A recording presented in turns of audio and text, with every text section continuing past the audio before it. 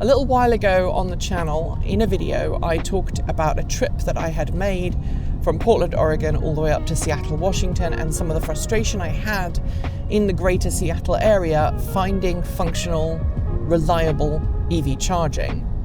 In that video, I talked about the fact that a lot of the charging stations I visited had either been vandalized completely so that they didn't work because someone had stolen the charge cables, or they were inoperable because of a fault, or they just offered a really low charge rate. And some of you asked why I didn't make a video at that point about my experience. And to be honest, I was making that trip as a personal trip. It was a health appointment. I was kind of worried about the trip, and so my mind was elsewhere, and I didn't think twice to leave my cameras at home because it was a day off and I was making a trip for me. I'm not on 100% of the time. So when I knew I had a trip coming up, I thought, okay, I'll bring the cameras along this time. I'll talk about my trip planning process. I'll talk about my charging experiences on the way, and I'll give you an idea of what it's like to make a sort of moderate distance trip in an EV today on the US West Coast.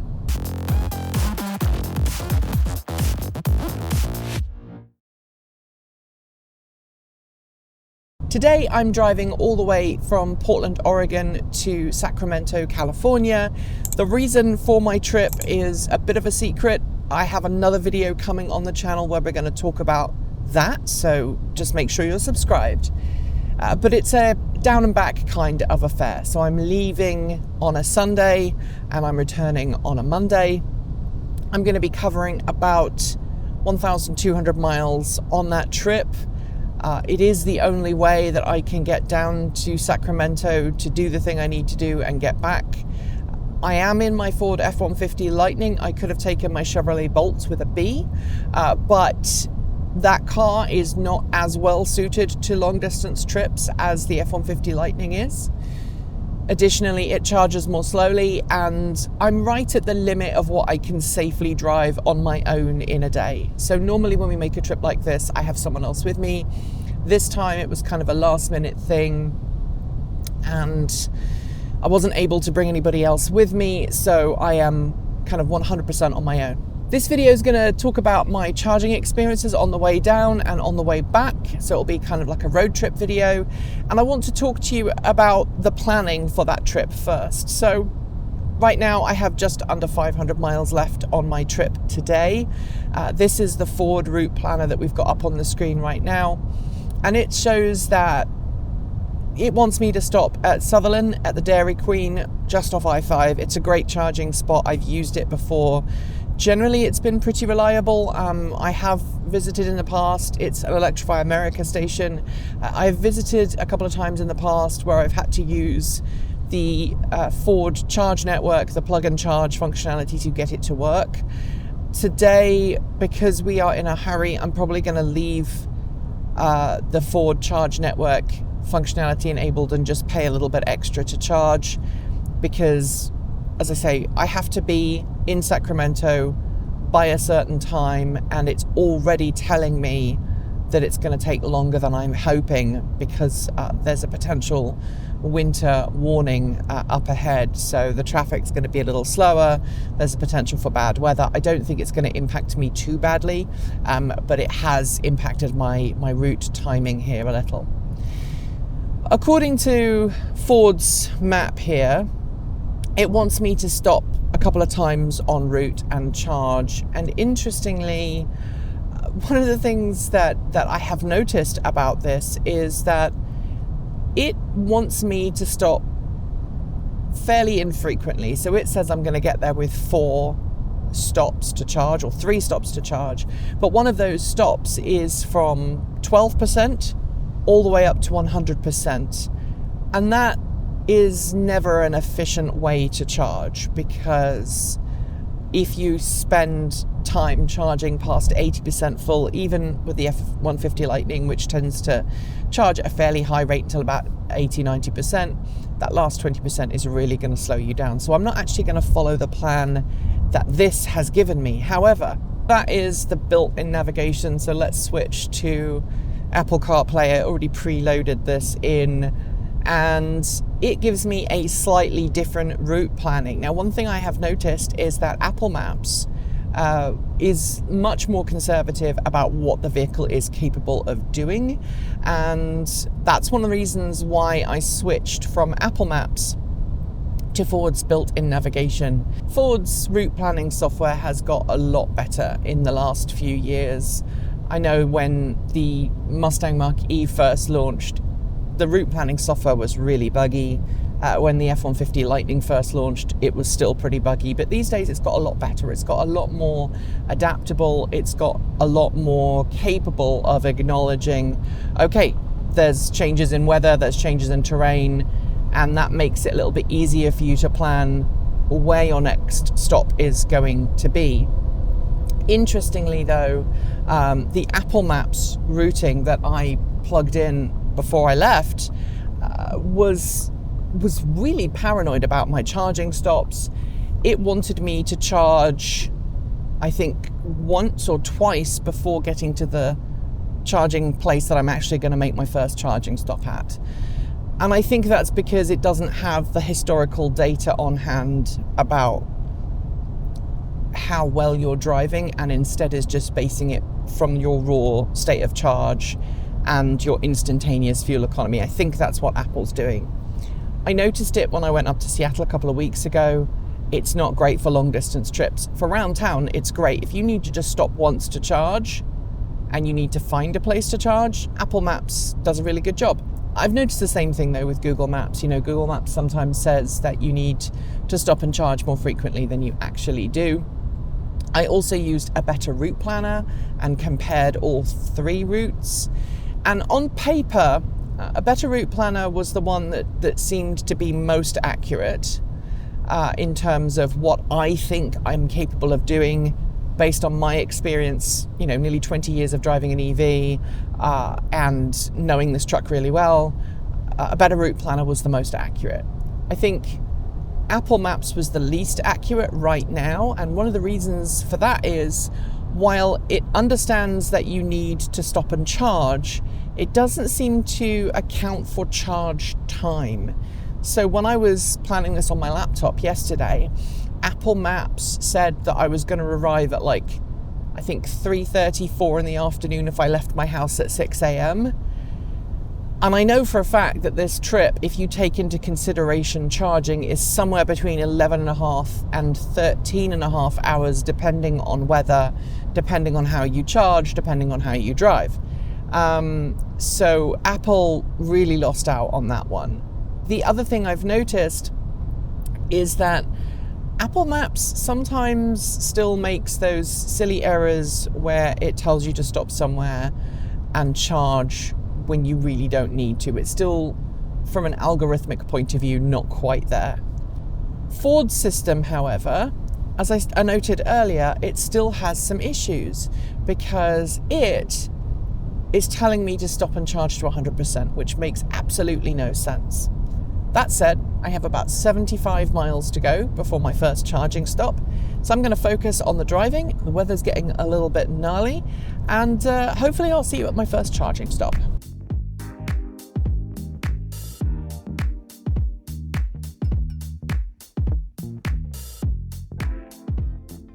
That was easy and simple. I stopped for about 42 minutes, I think, which is longer than the half an hour the truck said I needed.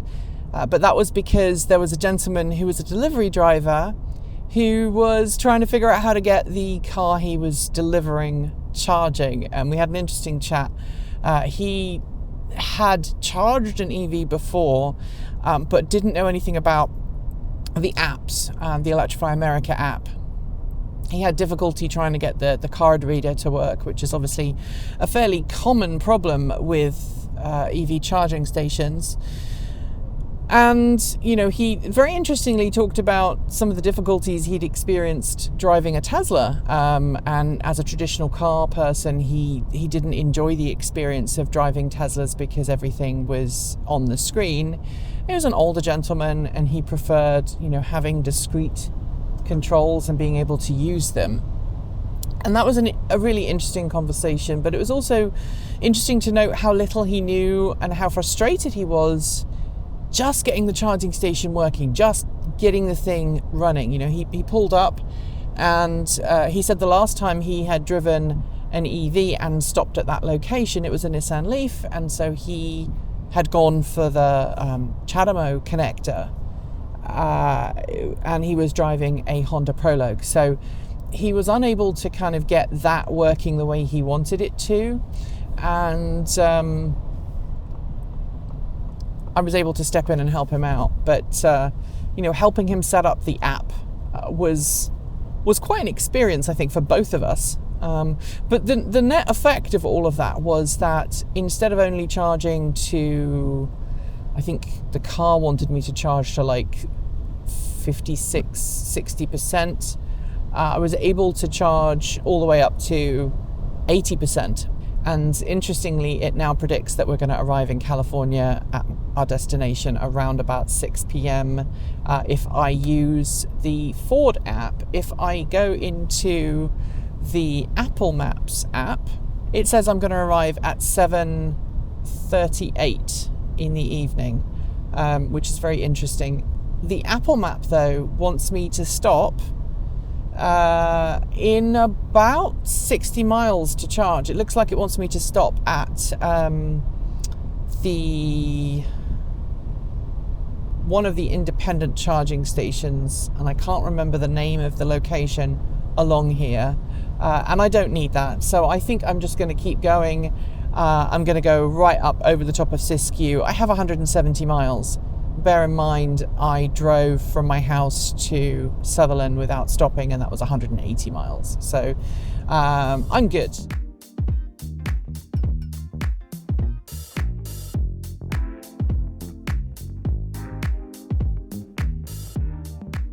So let me give you an update on how we're doing thus far. We left the house with our 100% charge, and I preconditioned the truck. Left the house about 20 past 6 this morning. It's coming up on about 12:15. It will be in a few minutes. I've only actually stopped once to charge, and that was in the Dairy Queen begins with S, Sutherland. So I stopped at the Dairy Queen in Sutherland and charged up there. As I noted, I charged a little bit more than I initially planned.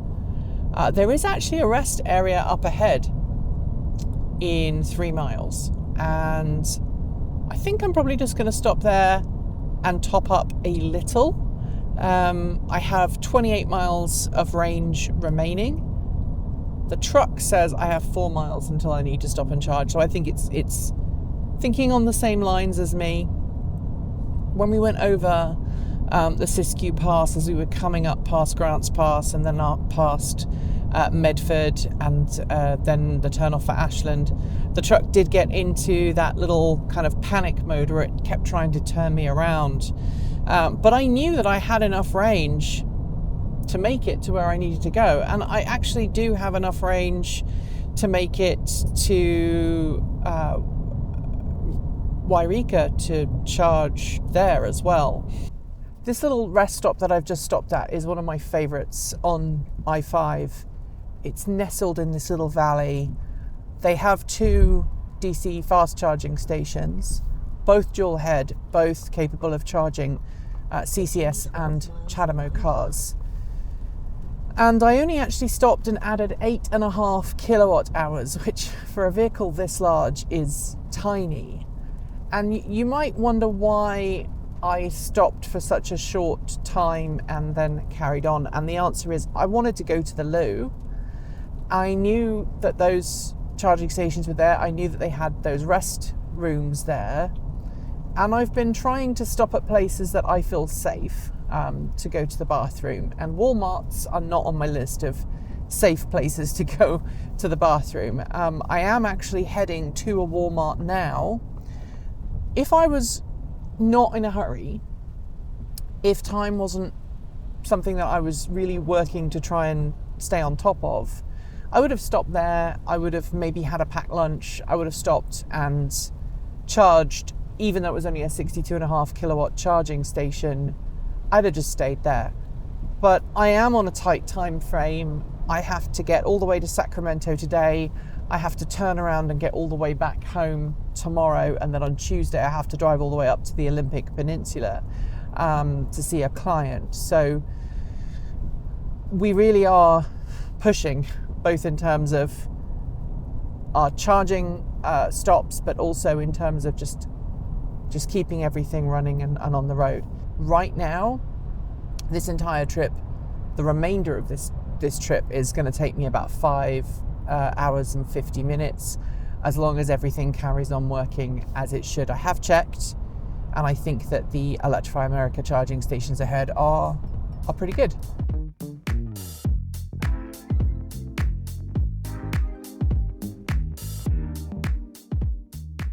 I am now officially at my second proper charging stop. I'm not counting, the 8 kilowatt hours that I put into B. This is at a Walmart in Yreka, California. I was lucky enough to get a working unit. I was charging at 170 kilowatts. I think it's dropped down a little bit now because my vehicle's getting fuller. I did actually activate it using my smartphone app because it gives me a little bit of a discount. And so far, so good. What I will say is, from this point onwards, things are looking less determined. So Apple Maps wants me to go to a location that PlugShare says is not working. So that's a start. The Ford system is wanting me to do a route that goes through, I think, a charging station that's not working. The Apple Map here is actually navigating me to 2 charging stations that I know are offline. One on the main I-5 and one on the way through to Chico. And that worries me significantly, because if Apple is not pulling in, accurate data, then that's not looking good for everybody. So I'm going to go into the Ford app and we'll see what the Ford app says. Because I haven't actually put the address of where I'm going in, I'm just going to put the center of Sacramento. That's close enough. I'm going to see if this comes up with the same plan. At the end of the street. So it says I have 4 hours and 45 minutes of driving. It is taking me down the main road, which is interesting. And it's taking me to different charging stations. So that's good. If I click on these 2 charging stations, I should be able to see. So it says 4 are available. It's 150 kilowatt max. And then I'm going to look at the Walmart one. 2 out of 4 available. So I guess I need to decide quite what I'm going to do here. My trip thus far has really avoided following the route map recommendations for charging, but that's primarily because I know the route and I know my truck. And if you were driving this as a newbie, a new EV owner, I can imagine that there's going to be a lot of frustration on this trip. Even though I've had a great time and I've had lots of success, I have been logging in PlugShare and on ChargeWay every time I've stopped and charged, just to make sure everybody else knows that I've had a good experience. I know Ford has put a lot of attention into trying to ensure that people can report broken charging stations, and I've not needed to do that yet, so I'm in a pretty good, place for that. My next charging station, supposedly, is 91 miles away. I'm going to check that this one actually works, and if it does, I might just head off, because I'd like to get there by 6:30, which means I have 5 hours left to do the trip.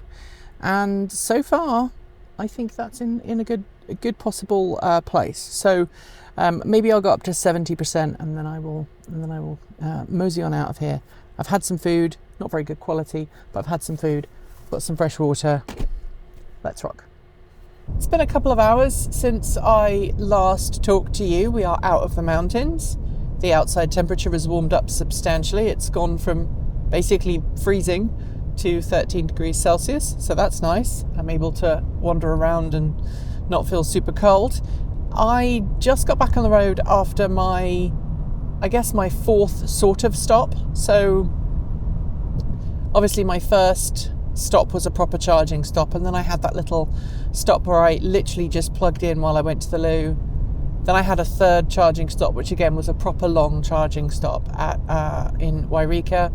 My fourth charging stop was another really, really short one. I think I was there for about 10 to 15 minutes. The fact that I have stopped, I think, 5 or 6 times on this trip for bathroom breaks, and I've only needed to really charge twice, although I have charged 4 times, kind of demonstrates that this experience that I'm having right now is not going to be everybody's, but so far so good. And I know, because I've been checking in on PlugShare, that there have been people who have had trouble with some of the stations I've been using.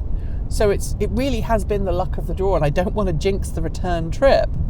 But obviously, because I'm going back the same way, I now know which charging stations have worked in, the previous day, so I can go back and visit them and be fairly confident that I will be okay to stop and visit them on the way back.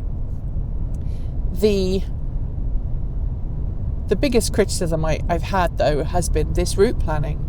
Both Apple Maps and Ford's route planning haven't really been as accurate as I would like them to be.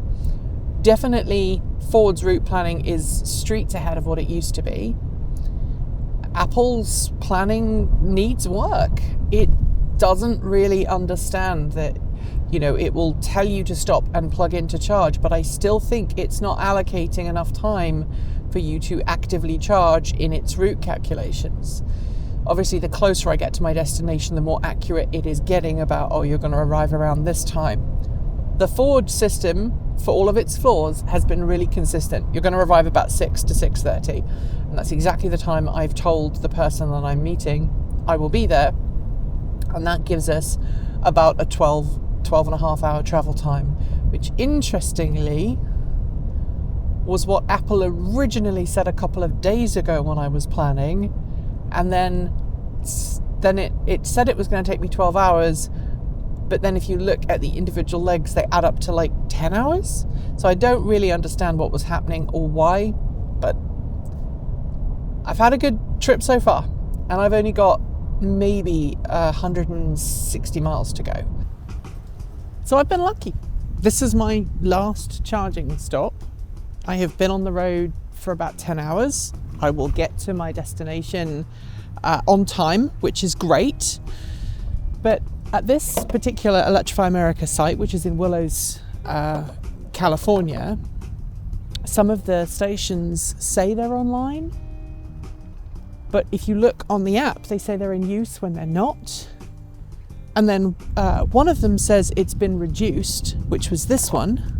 As you can see, it's missing its connector. One of the handles doesn't work at all. The other one doesn't want to connect to my vehicle. And I was lucky because there was an F150 Lightning owner using this particular station as I turned up. And they were like, this one works. This is the only one in the entire complex that's working. And as you can see, I'm lucky. It's charging at 167 kilowatts. But on I-5 heading south, I went past a rest area that had supposedly got a working DC fast charger that was closed. Like, the charger was open and operational, but the charging station, or rather the rest stop, wasn't actually accessible because that was closed, so it was all closed off. But I mean, this one is, as I understand it, this one is also broken. So while they say they're working, they're not. And I wanted to have like a complete, sweet, perfect charging experience the entire time. I've been lucky. I have been incredibly lucky on this trip, and this is my last charging stop. I found a charging station that works, and the person who was using it previously pulled away just as I pulled up. So I'm very, very grateful and lucky. But if you're not used to driving these, and you're not used to making a road trip in an EV, and you don't want to support the supercharger network, then let's just address the elephant in the room. The loss of funding, or the halting, or the freezing, or the eventual plan to remove all incentives and programs for EVs and clean energy is currently is really scary and could push us backwards. Hopefully the way back tomorrow will be easier, but I'm gonna stop today's video here because this is my last charging stop. I'm gonna hopefully be charging overnight at my hotel, and then I hit the road and head the other way tomorrow morning. So I'll see you in the morning. Tomorrow. Hello everybody, it is day 2. I am on my way back to Oregon. I am currently in a place called Anderson, and I just want to say, Mr. Anderson, welcome back. We missed you. Whenever I stop here, but there's a Safeway here. They've got some Electrify America charging stations that are generally pretty reliable.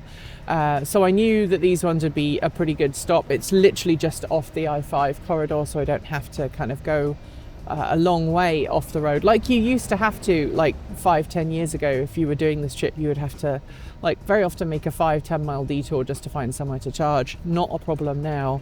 This charging station though has been hilariously inaccurate the entire time I was charging. It's just dropped down. It was doing 117 kilowatts until I hit 80, and then it dropped down to 55. I have been charging for 42 minutes. I started at 10%. I think the max charge rate was like 170 kilowatts. And funnily enough, this, how long it's going to be to get to 80% has shown 5 minutes since I started charging. So as far as the charging station was concerned, it was going to take me 5 minutes to get to 80%. But as you can see, I've put in 95 kilowatt hours. I've not got a charging cost displayed yet, and I think that might be because I still have a balance on my my Ford. When the truck was new, obviously you get so many miles of free Electrify America charging, and I just haven't used it up because in Oregon and Washington I find that EVgo stations have generally been more reliable than Electrify America. So I guess some of this trip is free, quote unquote free. I mean, it's not free because it was included in the price of the truck, but you get my drift. So far so good. It looks like I'm going to be hitting the Portland region about 5:30-ish, which is exactly where I wanted it to be. I woke up about 4:30, 4:45 this morning, jumped straight in the shower and then hit the road. Didn't bother to pick up breakfast at the hotel because it was not a very good breakfast anyway at that kind of hotel. So I picked up some breakfast here at the Safeway. I also picked up a sandwich for lunch, which is healthier and better for you than the junk they have on the freeway. Avoids fast food. And I got a couple of cookies as well. So we just crossed over 300 miles remaining until we hit Portland, which is good news. I am making excellent progress. The fact that I've been driving for about 5 hours so far, and everything seems okay. So we are now at the highest point on I-5, Sisku Summit, or we will be in a few moments. And yeah, definitely a lot warmer than it was yesterday. We came through here yesterday and it was like freezing. So we've got a few degrees extra coming over today. And that means the roads are dry because it's not snowing like it was yesterday. And that will help our efficiency a little bit. According to the truck, we have 28% state of charge, and we have 28 miles until it wants me to stop. We actually have 48 miles of available range. So I may actually push a little further. So we're now going past 4,000 feet. And I think Sisku Summit is like on this road. Is maybe 4,200? Maybe. We'll figure it out in a second.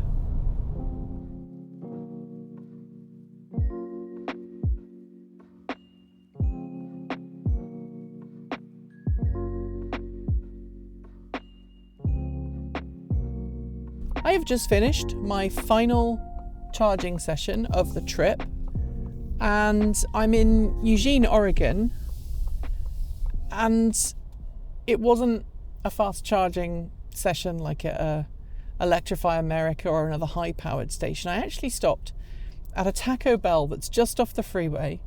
And again, my bladder kind of influenced the fact that I needed to stop. Originally, my route planner had me stopping another 20 miles up the road, but I was starting to get tired. I was starting to struggle to focus on the trip. I was finding myself not paying attention as much. And bear in mind, I started driving at 5:10, 5:20 this morning. It is now 3:20 in the afternoon. When I pulled in there, it was about 2:15. So I basically stopped for an hour. And I stopped for an hour not because I desperately needed a charge, because I could have made it another 20 miles up the road and charged. But I stopped because I needed to stop. I needed a wee.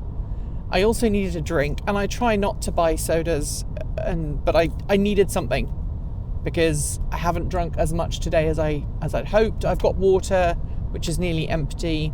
I've had a couple of coffees. And I've basically got 2 hours. 2 hours of driving left. And when I got to the point that I was so tired, remember that was my third charge of the day, right? So I had one charge this morning in, I think it was Anderson, California. Then I had one in Grants Pass. I've just had this one. I can make it the rest of the way home and not need to charge. And that's 3 charges. 2 of them were nice and quick. This one was more leisurely, slower, because I needed it to be leisurely and slower. And, you know, me going to a fast charger and plugging in and getting like that half-hour fast charge, I wouldn't have been ready after half an hour to get back on the road. I think one thing we can take from that is that, yes, for the most part, fast charging is great. We need it as much of it as we possibly can. But also having a provision for slower charging speeds can sometimes be beneficial. So for example, if I turn up at a rest stop and there are a couple of really fast charging stations, and then there's maybe a couple of lower powered charging stations and maybe a couple of trickle chargers, I can pick the charge speed that is appropriate for the amount of time I need to be off the road. For me, 62 kilowatts, 62 and a half, it was a charge point unit. I don't think it went above 50 kilowatts, but that 50 kilowatt charge speed was enough for me. I didn't need a full charge to get back on the road. I just needed enough to get me home. And that was more important to me than quick get back on the road. And interestingly, my arrival time has changed by half an hour. So there is now a half-hour difference between when my truck said I was going to get home, had I carried on and stopped at a higher power charging station, versus stopping there. And the other reason I chose there was because I didn't want to sit in another supermarket parking lot. I wanted to sit somewhere more quiet. I wanted somewhere that was not going to have a queue. When I arrived at Grants Pass, there was a queue to charge. And I was just about to grab the NACS adapter and head over to the Tesla supercharger when one of the stations was made available. Interestingly, I couldn't get the Electrify America app to initiate the charging session, and I had to use the Ford system and initiate it that way, which means that last Electrify America charging session cost me a little bit more, considerably more. Like $12 more than it would have done had I used my Electrify America app. But I got a charge. I'm on the road. Have I seen any vandalized stations on this trip? Interestingly, no. California and Oregon seem to be doing far better on keeping a track of stations that are vandalized than I've seen in Washington. And in fact, of all of the vandalized charging stations I've seen recently, the majority have been in either Seattle, Washington or Vancouver, Washington. I've seen some vandalism kind of along the I-5 corridor, and I have seen like some on the east side of Portland, like cable thefts and things. but they nearly always seem to be EV Go stations that suffer the most. And I wonder if that's because of their design, or whether it's because those cables are maybe not as armoured as the ones that are used on other stations. Take from that what you will. We'll have to reach out to EV Go and ask them, you know, is that true? Is it statistically, are you suffering from a higher amount of theft than other stations? I don't know if that is the case. I know that, for example, some Tesla supercharger sites have had cables stolen. So I don't know whether my trip up to Seattle a couple of weeks ago was bad luck, which it might have been, you know, or whether it's a regional thing. I honestly don't know. I know that in California, and I should have taken some signs, and I feel silly that I didn't. There were actually some signs saying, hey, keep your eye out. If you see anything weird going on with our charging stations, let the authorities know. But as I've said in a previous video on the channel a couple of weeks ago, making sure that you do those check-ins on PlugShare and a better route planner and ChargeWay. And if you have a car with a route planning app built in, doing it through there, it's really important. To end the video, I did finally get to the bottom of why the Apple route planning software was so off track on this trip, because previously it had been really good. And it turns out that there's now a bug. And ever since I updated my Ford Pass app a couple of days ago, it stopped talking to my Apple Maps. And so Apple Maps was using a state of charge report that was inaccurate from a couple of days before I started the trip. And therefore it was aware I was on the road and it knew I needed to stop and charge, but every time I rebooted the truck after a charging session, it would default to what it knew about the car from a couple of days ago. And it wasn't until I started paying attention to the error messages that started popping up that I realized that that was ultimately what was happening. Interestingly, I didn't see the error message on here. I saw it on my phone, and of course when I'm plugged in to the truck or I've got the wireless CarPlay running, I'm not paying attention to my phone, I'm paying attention to the screen and the road. So that's why I didn't pick up on it. But this trip has been really good, and if anybody kind of doubts making road trips in an EV in 2025, I know that the last video I did sort of said, oh, you know, is NEVI funding going to cause issues? I think it will. I think it will in parts of the US where EVs are less popular. I think it's going to be true in states that may not want electric vehicle charging infrastructure. Obviously, I've been traveling in two very progressive blue states that have put a lot of money, their own money, the state's money, into EV charging programs. California and Oregon are both very, very hot on EV charging, as is Washington, obviously. But like I know, most of the charging station vandalism that I had witnessed seemed to be, you know, in more urban areas than on the freeway. And that's definitely what I'm seeing here as well. I've been driving for 8 hours. I've got another 2 hours to go, actually just under 2 hours. So my total trip time for this trip is going to be about 12 hours once I factor in the charging stops. I should arrive at 5:22, which is almost exactly 12 hours after I left. So I can't complain. Thanks for joining us today, and if you've got thoughts, make sure you leave them in our Discord chat room on our Patreon page in the down below, or you can reach out to us on Mastodon or Blue Sky. Thanks to the amazing list of people scrolling by on your screen right now. They're part of the massive community of supporters who make this channel possible, helping us through Patreon and YouTube, helping cover our bills, paying our team, and ensuring that we can remain 100% independent.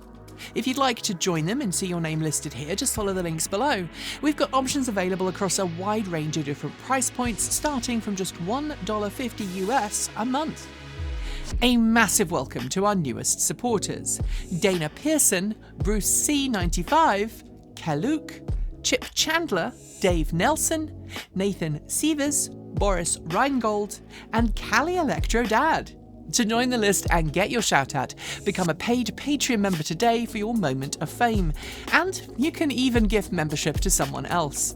If you'd like to support us with a one-off donation, you'll also find links below to make Ko-fi and Bitcoin donations, and we even have an old-fashioned PO box you can reach us at for the time being, address listed below.